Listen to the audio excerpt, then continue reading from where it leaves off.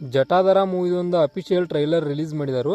ಇದ್ರ ಬಗ್ಗೆ ಮಾತಾಡೋದಾದ್ರೆ ಟ್ರೈಲರ್ ಮಾತ್ರ ಅಲ್ಟಿಮೇಟ್ ಲೆವೆಲ್ ಒಳಗಿತ್ತು. ಇನ್ನು ಇದರ ಸ್ಟೋರಿ ಲೈನನ್ನು ನೋಡೋದಾದ್ರೆ ನಾವು ಮೊದಲಿನ ಕಾಲದೊಳಗೆ ಬಂಗಾರವನ್ನು ಹೂತಿಡ್ತಿರುವ ಅದಕ್ಕೆ ಒಂದು ಪ್ರೊಟೆಕ್ಟ್ ಆಗಿ ಯಾವರ ಬಂಧನಗಳನ್ನು ಹಾಕ್ತಿರುವ.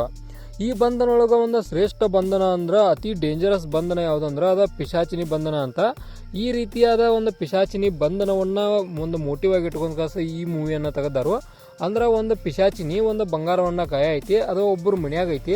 ಅವ್ರು ಏನು ಮನ್ಯಾನವ್ರದಾರಲ್ಲ ಅವರು ಕೂಡ ಹಿಂಗೆ ಆಶೆನಲ್ಲ ಬಂಗಾರ ಇದ್ರೆ ಆ ರೀತಿ ಒಳಗೆ ಇದ್ದಂಥ ಸಂದರ್ಭದಾಗ ಒಬ್ಬ ಮಾಂತ್ರಿಕ ನಿಮ್ಮ ಮನೆಯೊಳಗೆ ಬಂಗಾರ ಐತಿ ಅದನ್ನು ತೆಗಿಬೇಕಂದ್ರೆ ಪಿಶಾಚಿ ಬಂಧನವನ್ನು ಮುಕ್ತ ಮಾಡಬೇಕು ಅಂತ ಈ ರೀತಿಯಾದ ಕಾನ್ಸೆಪ್ಟನ್ನು ನೋಡ್ತೇವೆ ನಾವಲ್ಲಿ. ಆನಂತರ ಪಿಶಾಚಿ ಬಂಧನವನ್ನು ತೆಗೆಯೋ ಸಂದರ್ಭದಾಗ ಅದಕ್ಕೆ ಏನೋ ಪ್ರಾಬ್ಲಮ್ ಆಕಸ ಪಿಶಾಚಿನಿ ಹೊರಗೆ ಬರ್ತೈತಿ. ಅವಾಗ ನಮ್ಮ ಎಂಟ್ರಿ ಆಕೈತಿ ನಮ್ಮ ಸೋನಾಕ್ಷಿ ಅವ್ರದ.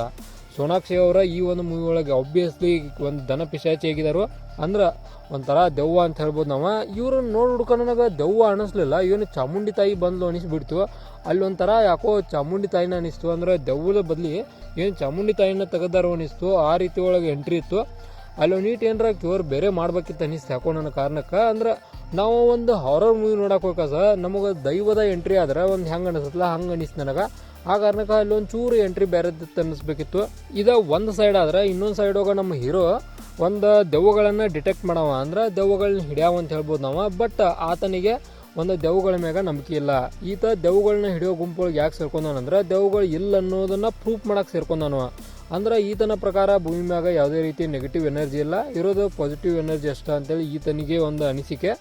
ಈ ರೀತಿ ಇದ್ದಂಥ ಸಂದರ್ಭದಾಗ ಈತ ಆಬ್ವಿಯಸ್ಲಿ ನಮ್ಮ ಸೋನಾಕ್ಷಿಯನ್ನು ಮೀಟ್ ಆಗಲೇಬೇಕಾಗೈತಿ. ಯಾವ ಕಾರಣಕ್ಕಂದ್ರೆ ದ ಎಂಡ್ ನಾವು ನೋಡ್ತೇವೆ ಇವರಿಬ್ಬರು ನಡಕ ಫೈಟ್ ಆಗೈತಿ. ಅಂದ್ರೆ ಒಂದು ತ್ರಿಶೂಲವನ್ನು ಹಿಡ್ದಾನು ನಮ್ಮ ಶಿವಣ್ಣ ತ್ರಿಶೂಲವನ್ನು ಹಿಡ್ಕೊಂಡಸ ಎಂಡ್ ಫೈಟ್ ಐತಿ. ಎಂಡ್ ಫೈಟ್ ಮುಗಿದ ತಕ್ಷಣ ಟ್ರೈಲರ್ ನಾವು ಒಂದು ಸೀನ್ ಬರ್ತೈತಿ, ಅಲ್ಟಿಮೇಟ್ ಸೀನ್ ಅಂತ ಹೇಳ್ಬೋದು ನನ್ನ ಪ್ರಕಾರ. ಯಾವ ಕಾರಣಕ್ಕಂದ್ರೆ ಲಾಸ್ಟಿಗೆ ನೋಡ್ಬೋದು ನಾವು, ಲಾಸ್ಟಿಗೆ ಈತನ ಒಂದು ರಕ್ತವನ್ನು ಕುಡಿಯೋಕೆ ಸ್ಟಾರ್ಟ್ ಮಾಡ್ತಾನೋ, ಅಂದ್ರೆ ಈತನ ಮೈಯಾಗ ಏನಾರ ಬರ್ಬೋದು. ಈ ಕಾರಣಕ್ಕೆ ಆತ ರಕ್ತವನ್ನು ಹೀರ್ಬೋದು. ಈ ರೀತಿಯಾದ ಕಾನ್ಸೆಪ್ಟ್ ಇರ್ಬೋದು ಅಂತೇಳಿ ನನ್ನ ಅನಿಸಿಕೆ. ನನ್ನ ಪ್ರಕಾರ ನೋಡೋದಾದ ಸುಧೀರ್ ಬಾಬು ಅವರು ಕೂಡ ಅಲ್ಟಿಮೇಟ್ ಲೆವೆಲ್ ಆ್ಯಕ್ಟಿಂಗ್ ಮಾಡಿದಾರು. ಕಾರಣ ಅವರೊಂದು ಏನು ಕೊಡಬೇಕಾಗಿತ್ತಲ್ಲ ಅದನ್ನು ಬೆಸ್ಟ್ ರೀತಿ ಕೊಟ್ಟಾರೋ ಅನಿಸ್ತು ನನಗೆ.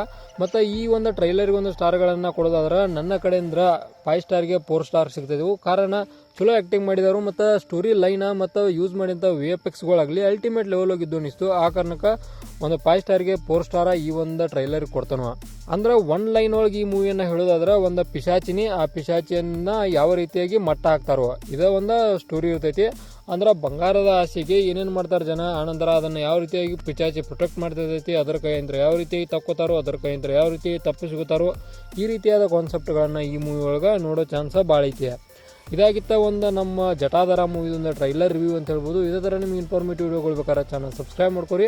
ವಿಡಿಯೋ ಇನ್ಫಾರ್ಮೇಟಿವ್ ಆದ್ರೆ ಮಾತ್ರ ಒಂದು ಲೈಕ್ ಕೊಟ್ಟು ನಮಗೆ ಸಪೋರ್ಟ್ ಮಾಡಿರಿ.